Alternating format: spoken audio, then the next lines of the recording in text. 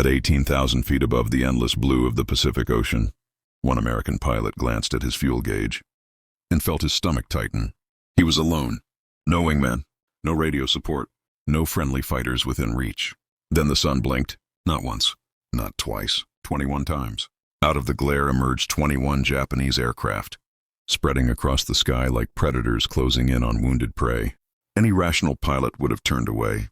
Any formation would have called for backup. But this man didn't run. Instead, he rolled his F4U Corsair directly toward them. What happened next shocked not only the Japanese pilots who survived, but changed how air combat in the Pacific was understood forever. The aircraft they called the Enforcer. The F4U Corsair wasn't supposed to be here. Early in the war, many U.S. Navy commanders believed it was too dangerous, too powerful, too unforgiving. Its massive Pratt & Whitney R-2800 engine twisted the airframe with torque. Landing it on carriers killed pilots faster than enemy fire. But in the hands of the right man, it became something else. With its gull-wing design, 650 caliber machine guns, and speed that could outrun nearly anything Japan fielded, the Corsair wasn't just a fighter. It was an executioner. Japanese pilots gave it a name whispered over radios and briefing rooms, the Whistling Death, because when it dove, the air screamed. The pilot no one expected. Lieutenant Pilot's name can be fictionalized for storytelling. Was not famous. He wasn't an ace. He wasn't reckless. He wasn't loud. He flew with discipline and patience. Raised in a quiet American town, he learned early that survival didn't come from bravery alone, but from control. In training, instructors noted something unusual. He never panicked. Even when others froze, he calculated. That morning, his mission was simple: recon escort over contested waters. But war never respects plans. Contact, 21-1. The first zero appeared at his 2 o'clock. Then another. Then another. Within seconds, his canopy reflected silver wings and red suns scattered across the sky. A6M Zeros, Chi-43 Oscars, and dive escorts working together in a wide encirclement. 21 enemy aircraft against one Corsair. The radio crackled with static. No help was coming. Japanese doctrine emphasized swarm tactics: overwhelm, distract, kill. Against most fighters it worked. But the Corsair was not most fighters. And this pilot understood something critical. If he turned defensive, he would die. So he did the unthinkable. He attacked first, the dive that broke the formation. He shoved the throttle forward. The Corsair surged like a released animal. Instead of climbing away, he dived directly through the center of the formation. Guns blazing, tracer rounds tearing through the sky. A Zero disintegrated in front of him, fuel tank igniting like paper. Another spiraled down, wing ripped clean off. The Japanese formation fractured. They had expected fear. They had expected fear. They got violence. But now every enemy pilot knew one thing. This American was not running. He was hunting. Energy warfare, the killer's math. The Japanese fighters were lighter, more maneuverable at low speeds. But the Corsair had energy dominance. Each time they tried to turn with him, he climbed. Each time they tried to chase, he dove. Boom and zoom. Strike. Climb. Reset. One by one, Japanese pilots made fatal mistakes, trying to dogfight a plane that refused to slow down. A Zero stalled out behind him. Another overshot. Another caught fire mid-turn. The sky filled with smoke, debris, and falling metal. When ammunition runs low, by the 10th engagement, his guns were running hot. Shell casings rattled across the fuselage. The smell of burned powder filled the cockpit. Fuel was draining fast. Below him, the Pacific waited. Calm, endless, unforgiving. Japanese pilots regrouped. There were fewer now, but still too many. They coordinated a high-low pincer attack, textbook execution. For the first time, the Corsair took hits. A round punched through the wing. Another shattered instruments. Warning lights flickered. Still the engine roared.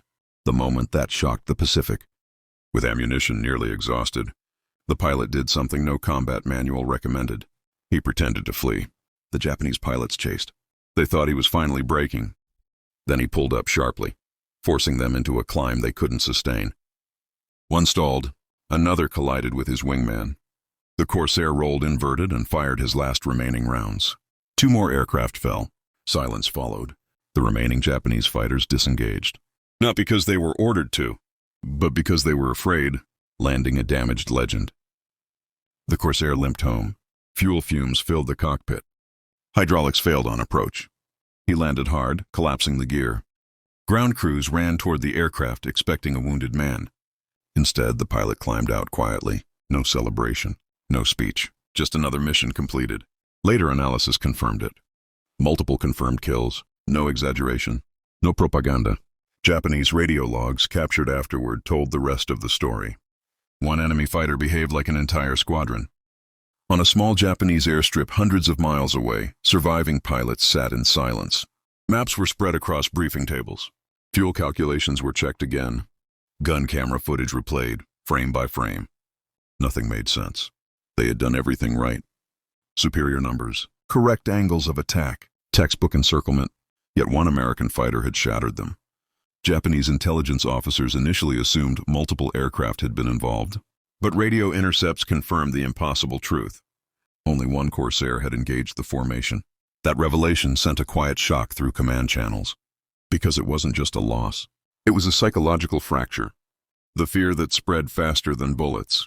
Within weeks, Japanese pilots began reporting something unusual. Corsair sightings caused hesitation. Even when outnumbering the enemy, pilots delayed attacks. Some disengaged early, others climbed away rather than commit. It wasn't cowardice, it was memory. The deep engine note, the screaming dive. The way the Corsair refused to turn, refused to die. American intelligence would later note an increase in aborted, Japanese interceptions, specifically when Corsairs were identified. One encounter had changed behavior across an entire theater. Part 11, the pilot who refused the spotlight. Back at base, word spread fast, but the pilot didn't. When asked to recount the battle, he kept it short. They made mistakes. I didn't. No embellishment, no hero language. He returned to flight duty within days. No special paint, no victory markings. To him, the fight wasn't legendary. It was necessary. Part 12, why the F4U Corsair became untouchable.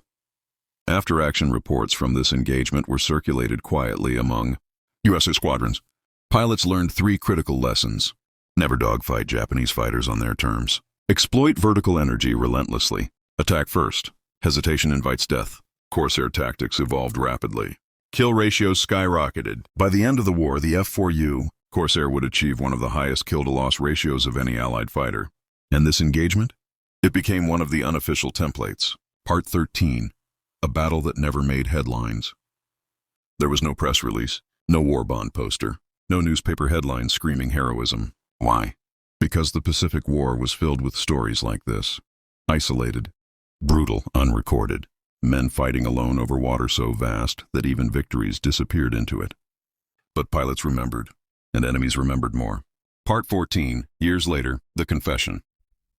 Decades after the war, during a quiet veterans exchange, a former Japanese pilot spoke privately with an American historian.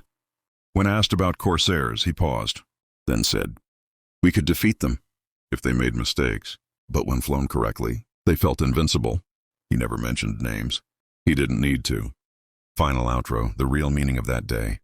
History often remembers numbers, battles, losses, victories, but sometimes history is shaped by a single decision.